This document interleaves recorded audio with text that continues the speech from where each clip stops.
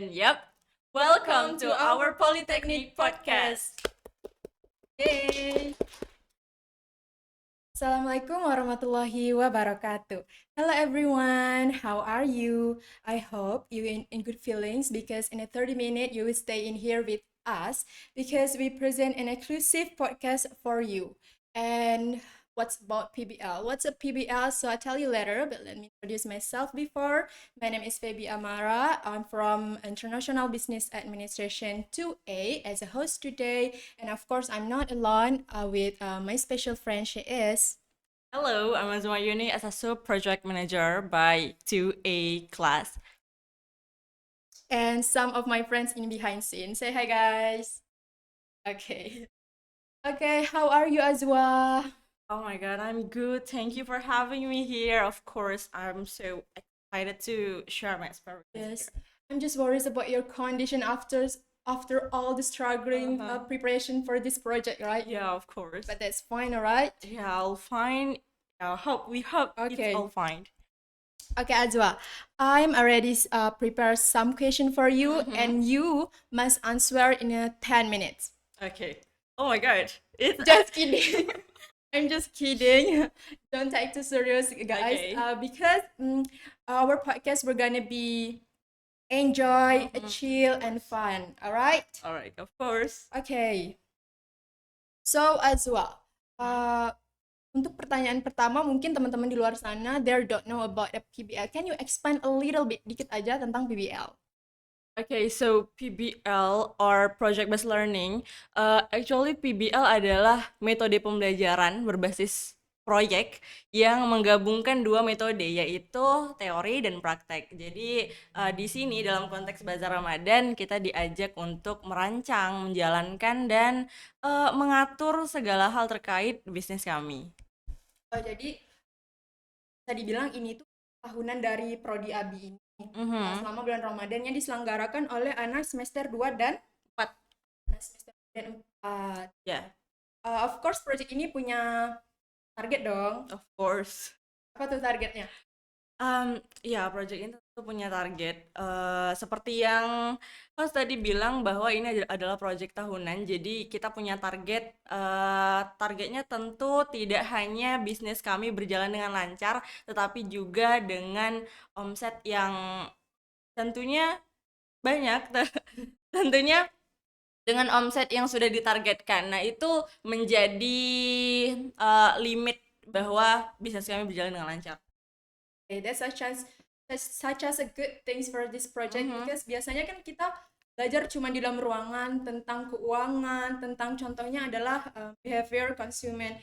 Misalnya konsumen yang banyak komplain, konsumen yang banyak minta diskon. Biasanya kita cuma di bayang-bayangan ya, tapi sekarang itu kita bertemu langsung dan menghadapi konsumen yang kayak gitu. Ya, itu adalah hal yang menarik. Nah, jadi PBL ini tuh nggak hanya sekedar jualan biasa. Yang menariknya adalah beberapa mata kuliah yang telah kita pelajari di kelas. Nah, itu berkaitan dengan PBL ini. Nah, jadi ada banyak mata kuliah seperti yang Feby katakan tadi, itu consumer behavior dan masih ada beberapa mata kuliah lagi seperti manajemen pemasaran internasional, brand management, kemudian ada digital marketing, kemudian juga ada penulisan laporan bisnis. Jadi it's not just jualan biasa, it's a business simulation. Okay. Terus aku penasaran deh, kita balik dari awal deh tentang preparation sebelum project ini. Tentunya kan satu kelas itu ya ada saran 30 atau 31 orang.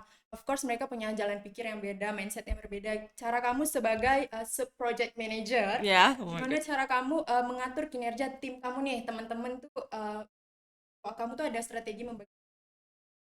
Oke, kinerja yang baik adalah kunci supaya tim kita berjalan dengan berbarengan.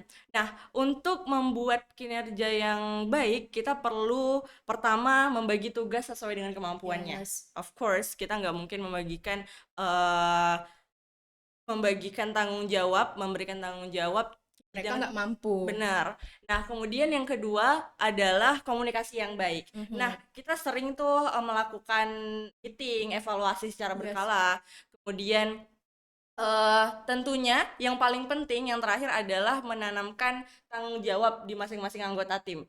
Kita harus bertanggung jawab dan kita harus punya perasaan memiliki project Yes. ini supaya project kita berjalan lancar kan tentunya nggak cuma eh, saya sebagai sub project manager tapi semua Personal anggota tuh harus tim. punya tanggung jawab Benar. responsibility dengan tugas mereka masing-masing. Iya benar. Karena ini balik-balik walaupun ini nilainya individu ya kan semuanya harus jadi project satu ya kan. Benar.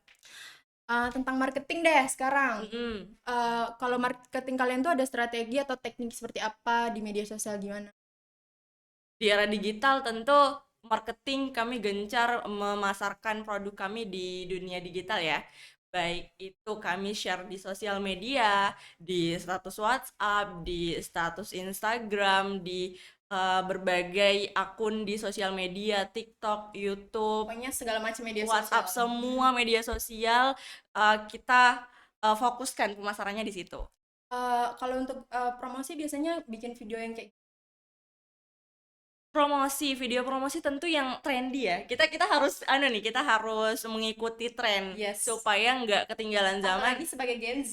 Bener banget sebagai Gen Z. Kita harus mengikuti tren yang lagi trendy di TikTok. Nah, itu kita bisa apa namanya? Mengikuti, membuat video yang sama. Kemudian Tapi maaf ya ya. kepotong. Tapi kalau untuk feedbacknya baik-baik dari teman-teman yang menonton video, udah Mhm. banyak feedback sosial belum dari video-video yang diupload? Banyak sih syukurnya eh di akun TikTok kami bahkan hampir 1.000 tuh viewersnya. Oh, Jadi cukup antusias dan dari pemasaran digital itu tadi, nah itu kemudian datang tuh consumer datang ke kita untuk jadi kalau kalian lihat promosi dari TikTok kayak Mhm. gitu-gitu tuh konsumen datang karena mereka penasaran ya. Iya, oh iya selain kita bikin video kita juga live TikTok tau gak? Itu Oh tuh my god. guys, itu trik dari anak Abi 2A tuh. Iya, kita juga live Strategi TikTok. itu. Iya. Jadi selain bikin video juga live sambil jualan. Bener. Nah, jadi kan waktu live tuh nanti datang tuh orang-orang komen, nanti dia tanya jualannya di mana. Nah, kalau di kota yang sama dia bakal datang buat beli. Keren, keren, keren. Untuk produk menu-menu kalian Mhm. sendiri, biasanya sehari bikin berapa menu? Hari biasanya kami bikin satu, dua bahkan atau kalau misalnya kami punya waktu banyak itu kita bisa bikin sampai tiga, entah itu dua makanan, satu minuman biasanya. Nah, selain memproduksi sendiri kami juga biasanya jadi reseller. Jadi Oh, reseller, kita menerima menjual. titipan dari orang, kemudian kita menjual kembali. Keuntungan sendiri itu lebih besar keuntungan produksi atau Mhm. titipan? Tentu keuntungan itu lebih besar ke produk yang kita produksi Oke. sendiri. Karena kalau misalnya dari titipan kita kan bisa cuma ngambil persenan sekian persen gitu gitu kan. Kalau misalnya produk sendiri kita bisa atur harganya. Nanti harga per produk itu modalnya berapa. Kemudian tentu kita bisa mendapatkan omset yang lebih besar. Berarti tiap harinya itu tukar-tukar ya menu yang kalian sajikan. Ya. Katalognya beda-beda tiap Bener. hari. Ya kita berusaha semaksimal mungkin untuk berinovasi. Iya. Kita bikin produk yang berbeda tiap harinya supaya nggak monoton. Tapi kita juga punya best seller ya, sehingga kita pertahankan produk itu untuk Apa kita tuh bestsellernya? produksi. Oh, best sellernya kita punya mie sagu. Mie sagu. Oke. Iya, karena kita di Bengkalis ya, kita di Riau. Jadi karena mie sagu adalah komoditi utama, Mhm. it's not utama sebenarnya. Tapi karena mie sagu banyak ditemukan, jadi kita berusaha mengolah itu, kemudian menjadikan itu sebagai produk yang ikonik bagi kelas 2A. Apalagi kan ini juga dipasarkan di media sosial, jadi Mhm. biar orang-orang di luar tuh tahu nih mie sagu nih Iya gitu ya. bener. Supaya mie sagu nggak cuma dikenal sebagai makanan kampungan, tapi mie sagu juga bisa ditampilkan sebagai makanan Gen Z yang trendy. Karena mie sagu juga enak banget. Gue suka. Bener. Aku juga suka. Oke, kita balik on the topic. Mhm, Kayak aku bilang tadi, kita tuh biasanya belajar di kelas tuh tentang consumer behavior, tentang mhm, keuangan. Tapi kan kita cuman ngebayang-ngebayang ya, iya, misalnya keuangan mengatur uang gini-gini biar dengan ini cuman nggak pernah lihat langsung. Nah, iya, pasti di hari ke-10 PBL ini mhm, pasti udah banyak banget interaksi dengan berbagai macam konsumen kan. pasti bener, Jadi ada nggak sih tipe-tipe konsumen tuh yang aduh ini banget gitu. ada, karena tentunya ini adalah inti dari PBL ini. Kita nggak hanya belajar di kelas, seperti yang disebutkan Feby tadi, bahwa kita belajar consumer behavior di kelas, teorinya gimana, sikap pembeli gimana. Nah, akhirnya kita terjun langsung nih kan. Nah, selama 10 hari PBL, ada banyak banget tentunya em, Tipe-tipe konsumen. tipe-tipe konsumen, dari yang pertama yang nanya harga dulu, milih harga, ini harganya berapa, ini harganya Oke. berapa, sampai akhirnya mereka membuat keputusan untuk membeli. Nah, kemudian selanjutnya, nah selain ada yang nanya harga, tapi ada juga konsumen yang tanpa nanya harga dia ngambil Oke. langsung ngambil ini satu, oh ambil ini semua ya gitu. Oke, oke. Itu tipe idaman tuh. Iya benar, itu konsumen idaman. Terus ada juga konsumen yang cuma nanya, cuma sekedar nanya. Em, tapi dari semua tipe-tipe konsumen, tentunya ada konsumen yang sudah membeli dari hari pertama sampai hari ke-10 Oh, ini. langganan. Langganan. Jadi nggak konsumen lagi, jadi customer kami. Oke. Good, good, good. Ya. Terus kita dikit ya tentang omset Oh nih. my Kan kita tanya God. dikit tentang omset. Untuk project PBL ini kan punya target ya. Kalau boleh tahu berapa target project ini? Targetnya 1.500.000. 1.500.000 dalam jangka waktu 15 hari. 15. Which is sehari mereka harus dapat 100.000 ya kan?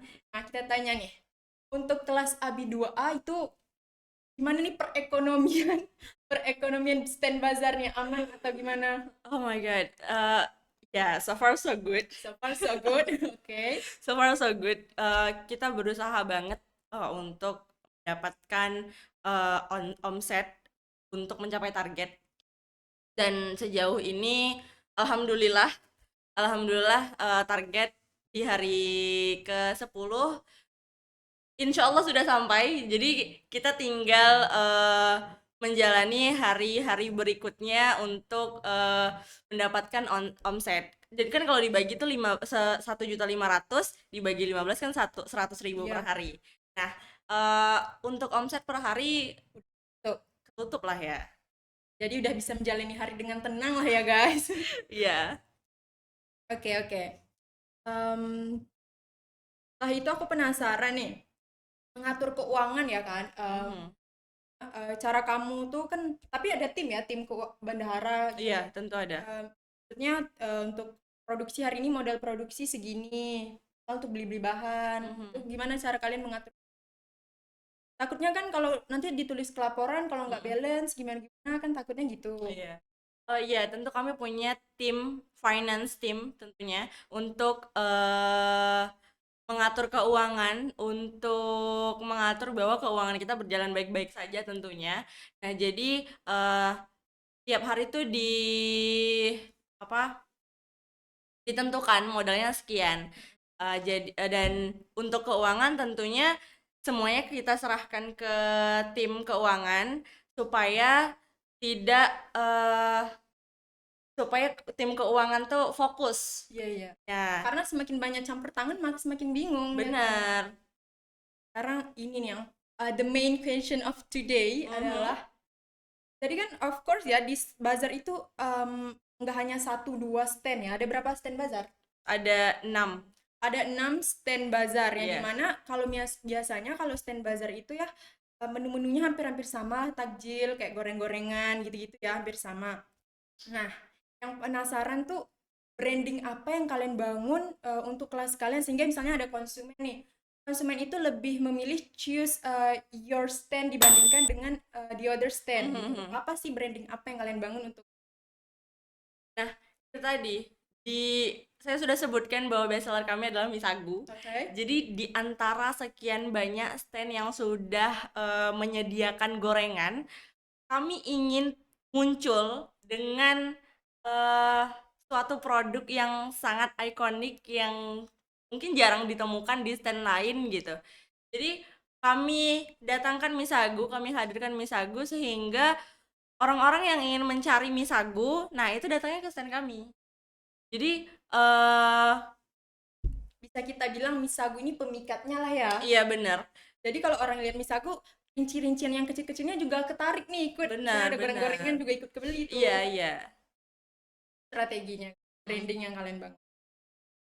Good. Sekarang kita beralih ke tentang laporan.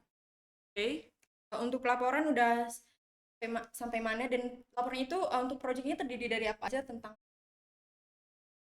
Oke, untuk laporan bisnis adalah suatu yang sangat penting, it's important thing dalam menjalankan bisnis tentunya. Dan dalam laporan itu semua mencakup mencakup semua hal tentunya dari financial statement, market analysis, kemudian evaluasi strategi. Nah, semuanya itu tercakup dalam laporan bisnis.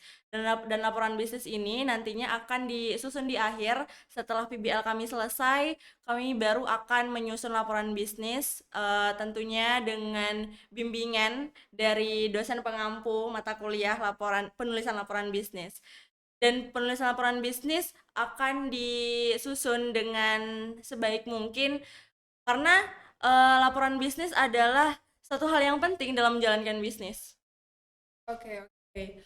Untuk kendala-kendala sendiri kalau dalam laporan bisnis ada kendala problem.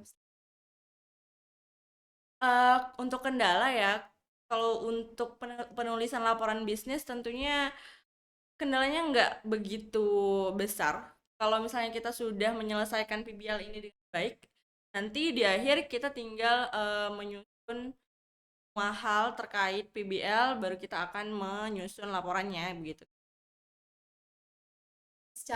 Pertanyaan secara personal deh, Azwa, sebagai project Project manager. project manager, benefit-benefit yang kamu rasakan secara langsung di mana project ini PBL ini live gitu kan, ada nggak dengan project ini? Benefit course ada dari PBL ini, saya dan tentunya teman-teman lain. Akhirnya kita belajar how to manage our own business. Oke. Kita akhirnya simulasi memiliki bisnis sendiri. Biasanya kan ngebayang-ngebayang Iya doang. kan, biasanya cuma pikir, menghayal, berhalu Yes. memiliki bisnis. Dan pada akhirnya karena project ini kita punya bisnis sendiri, dan itu adalah benefit, keuntungan, pengalaman yang amat sangat berharga bagi saya. Dan tentunya ini berlaku bagi teman-teman Yes. anggota tim kelas kami. Oke, untuk benefit kita udah ngomongin tentang benefit. Iya. Selanjutnya kan selain sisi lain benefit yang tentunya kita rasakan secara langsung dengan project ini adalah tentunya nilai ya kan, nilai dari laporan di-ACC oleh dosen. Tapi ada dong reward dari dosen ya nggak sih? Apa tuh perjanjian awal jika project ini tuh di-ACC jika berhasil sesuai target? Oke. Dari awal kita udah bahas bahwa project ini tuh mencakup beberapa mata kuliah. Oke. Eh, Kira-kira berapa mata kuliah tuh? Sekitar 8, itu ada penulisan laporan bisnis, kemudian ada consumer behavior, ada brand management, ada internasional, ada Marketing. manajemen pemasaran internasional, kemudian ada statistik bisnis. Kurang lebih seperti itu. Iya, kurang lebih seperti itu. Nah, jadi perjanjiannya adalah bahwa jika proyek ini berjalan dengan lancar dan kami mencapai target, kita akan bebas UTS nanti di akhir. Include semua mata kuliah itu? Yep. Semua mata kuliah? Yep. Oh my god, Dari sekian banyak hal yang menarik di PBL ini, itu yang paling menarik sebenarnya. Itu yang paling dinanti-nantikan ya kan? Iya. Pre UTS Jadi bagi siapa kelas yang berhasil dan laporannya di ACC mencapai target free UTS.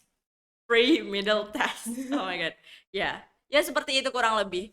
Dan sebenarnya bukan itu yang dinanti-nantikan karena kalau Pengalaman dan pembelajarannya benar langsung. pengalaman yang sangat berharga itu yang nggak pernah didapatkan di tempat lain. Jadi itu sih yang paling penting. So this is a really good things from this project ya. So everyone, agar Azwa dan teman-temannya Free UTS nih, ayo dong datang ke bazar anak Abi 2A. Coba dong promosi bazar kalian. Oke, halo siapapun yang nonton.